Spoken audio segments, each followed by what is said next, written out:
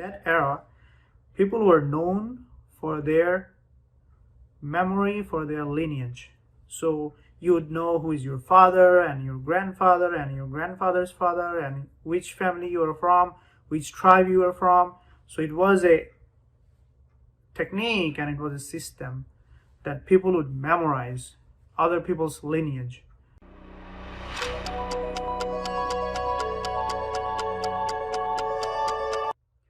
Assalamu alaikum wa rahmatullahi wa barakatuh.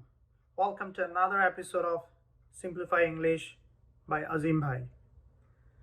Today I thought of doing something different. We're going to do storytelling. It's good night storytelling, and with this storytelling we'll be learning English. And there are a few other things, inshallah. So I thought of picking up a very simple book, storybook. This one right here. As you can see, good night stories from the lives of Sahaba. So I thought, who could be better than Sahaba, whom we should study about? So we'll be studying their lives, inshallah. And with this story, we'll be learning English at the same time, the life of Sahaba, which is very much needed among many of us. We are oblivious of the fact that Sahaba did so much for us and we don't know their story. That's a shame. So with this story, I'm hoping that will enlighten our knowledge about the lives of Sahaba. At the same time, this story is written in very simple English. We often use this book for my children. So you can make this story as your child bedtime stories. So you can read to them, or you can play the video so they can listen to these stories. They will be learning English at the same time. They will be learning about Sahaba as well. And if they know English, well and good, they will be learning about the most beloved people on the face of earth to our beloved Nabi Sallallahu Alaihi Wasallam, the Sahaba, whom Allah Subhanahu wa Ta'ala talked about, that they're all like a guiding star. Whomsoever you follow, you will be guided. And they were given the glad tidings of Jannah. So it is important that we know about them and we follow their footsteps. So let's take a look. By the way, wait till the end. I'll be sharing some questions and I hope you'll be writing the answers on the comment section. And then I'll tell you whether you did right or you made a mistake. So let's not worry about it. If you make mistake, that's totally okay. That's the process of learning. Don't worry about making mistakes. Make mistakes as much as you can, as much as you want. But do try. Alright, so let's get into the story today. So today's story about the best Sahaba, Hazrat Abu Bakr radiallahu anhu. So the story is about companion of the cave. A companion is somebody who is with you all the time, or most of the time. And then cave, in Bangla you can say guha. So that's cave. So the story goes like this. Abu Bakr, who was to become the best friend and companion of the Prophet ﷺ, was born in Mecca. So Abu Bakr radiallahu anhu was born in Mecca, who was to become later on Prophet Muhammad ﷺ's best friend. He was 3 years younger than the Prophet ﷺ, and both of them used to play together as children. So Nabi ﷺ and Abu Bakr radiallahu anhu used to play together, and Abu Bakr radiallahu anhu was 3 years younger than Nabi ﷺ. As a child, the Prophet ﷺ was very fond of his younger playmate. So here the word fond. Fond is somebody who you like so much. So among his friends, among his playmates, the kids Nabi Sallallahu Alaihi Wasallam used to play with, they loved him so much. They loved Nabi Sallallahu Alaihi Wasallam so much. Soon they became good friends and spent lots of time together. So here Abu Bakr radiallahu anhu and Nabi Sallallahu Alaihi Wasallam became very good friend and they spent a lot of time together. You know, when we go outside, we have our close friends and we like to spend time with them. We don't want to go home. You know, our parents call us to go home, but we like to stay out and play with our friends. So they became such friends, maybe even greater friends, right? And then over the years, the friendship grew stronger and stronger. And Abu Bakr remained the Prophet's closest companion till the end of his life. So as the time went by, their friendship grew stronger, and Abu Bakr radiallahu anhu was with Nabi Sallallahu Alaihi Wasallam until Nabi Sallallahu Alaihi Wasallam's last day in this earth. He was his companion for the rest of Nabi Sallallahu Alaihi Wasallam's life. What an amazing human being. What an amazing companion of Nabi Sallallahu Alaihi Wasallam, truly.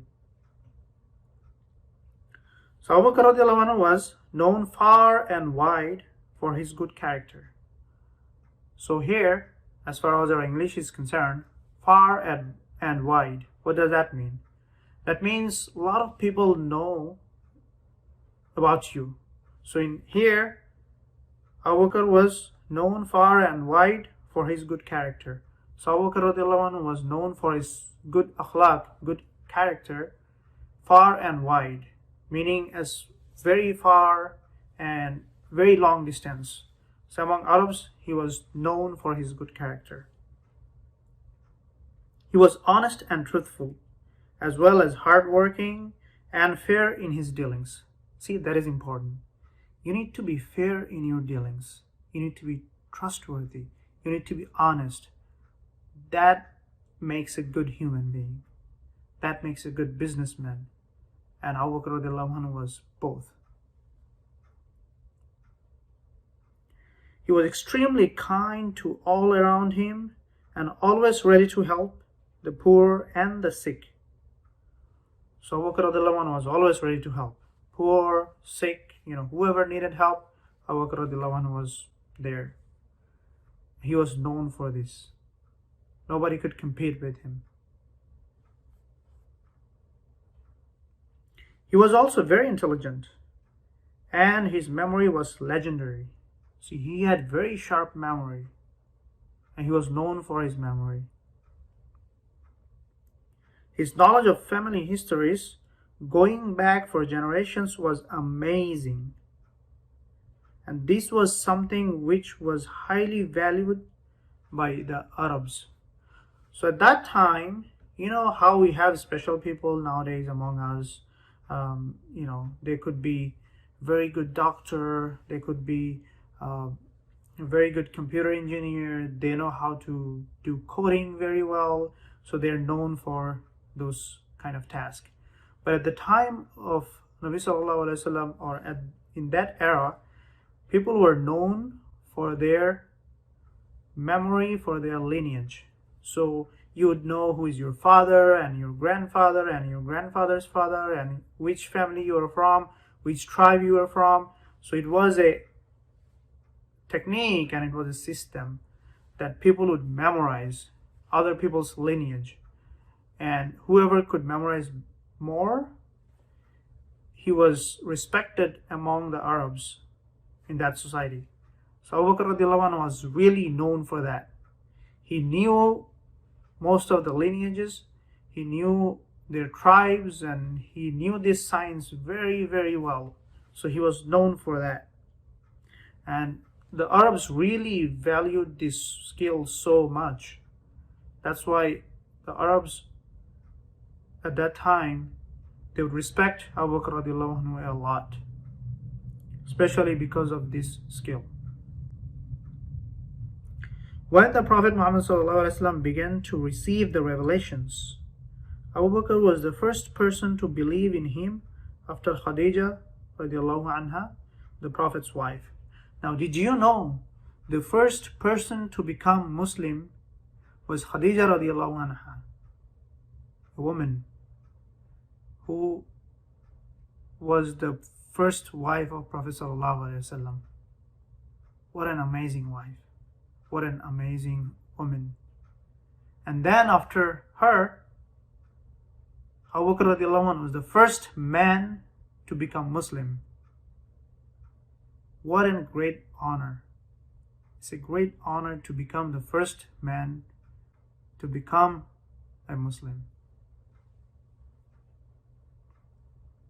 He believed in the truth of the Prophet ﷺ's message and without any hesitation converted to Islam.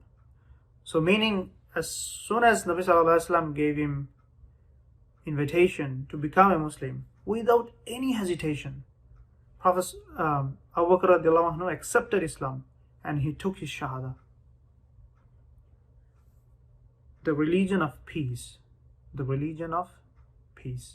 That is Islam. So you see the story of Abu Bakr radiallahu anhu, and we'll continue. There are a few more stories about Abu Bakr radiallahu anhu that we have. We'll cover slowly but surely, inshallah. But what do we learn from this story? See, Abu Bakr radiallahu anhu was a very honest man, very hardworking, trustworthy, and he had a skill that was worthy among Arabs. Because of that, because of his character, because of his skill, Arab at that time, they respected Abu Bakr radiallahu anhu so much. And he was the first man to become Muslim without any hesitation. As soon as Nabi sallallahu alaihi wasallam gave him invitation, he accepted Islam. That is why his rank is so high. He is Siddiq. His rank is so high among Muslims. We respect him, we love him, and we need to study about him, study about his life, so we can inculcate Sahaba's life in our lives. So that is all for today, my friend, as far as the stories goes. Now let's look at the homework that I want you to submit in the comment section below. Please do submit. Take each of this word and do the translation, and at the same time give some other sentences that you can make with these words. Now if you see somebody already made a sentence, try not to copy that. Try to make your own sentence. That way you can think about English and you can do your writing practice at the same time, and I will try my best to correct you if you make a mistake, and we'll learn together, because I'm your brother. I'm here to take this journey with you. I want to help you in your journey about learning English. So let's look at today's homework. The first word, we have companions. Companions. So try to find the meaning of this word. I already mentioned in the story, but try to find the meaning and then create a sentence out of this word. I'm sure you can do it. So please try. And the second word is cave. Cave. And the third one is fond. Right? All of this word I mentioned in the stories. So all you got to do, take this word, look up the meaning if you don't know it already, and then create a sentence and put it in the comment section. That is all. And then fourth one is playmate. Playmate, playmate. And then one phrase right here, far and wide. Far and wide. And then we have honest, and we have revelations. So that's it, my friend. Write your sentences with these words and use this phrase in your sentence and put it on the comment section below. Until next time, stay home, stay safe. I'll catch you later inshallah. Assalamu alaikum wa rahmatullahi wa barakatuh.